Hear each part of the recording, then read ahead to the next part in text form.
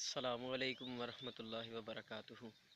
میں حلقہ ارباب ذوق پاک ٹی ہاؤس لاہور کی انتظامیہ کا حلقے کے سیکرٹری علی نواز شاہ، جوائنٹ سیکرٹری جناب فیصل زمان چشتی صاحب کا اور تمام اراکین عاملہ کا شکر گزار ہوں کہ جنہوں نے ان سنگین حالات کے اندر اپنی ادب پروری کا ثبوت دیتے ہوئے آن لائن عالمی مشاعرے کا انعقاد کیا۔ میں طلحہ شامی کی جانب سے تمام سننے والوں کو سلام۔ غزل کے 2-3 اشعار اور ایک دعائیہ نظم۔ ساری دنیا نے کہا اس نے سمجھداری کی ہے، جس نے پرزور ہواؤں کی طرفداری کی ہے۔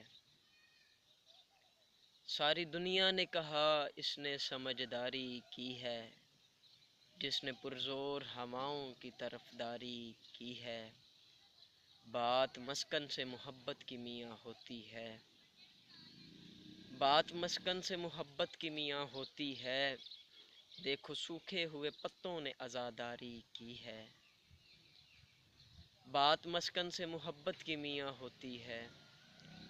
دیکھو سوکھے ہوئے پتوں نے عزاداری کی ہے، اور اہل ثروت نے یہ شامی پہ لگائی تہمت، اہل ثروت نے یہ شامی پہ لگائی تہمت۔ اس نے غربت میں بھی خوابوں کی خریداری کی ہے۔ ساری دنیا نے کہا اس نے سمجھداری کی ہے، جس نے پرزور ہواؤں کی طرفداری کی ہے۔ اور دعائیہ نظم کے کچھ اشعار۔ مالک ذرا سا رحم ہمیں چھوڑ دیجئے، مالک ذرا سا رحم ہمیں چھوڑ دیجئے، رخ اس وبا کا ہم سے پرے موڑ دیجئے۔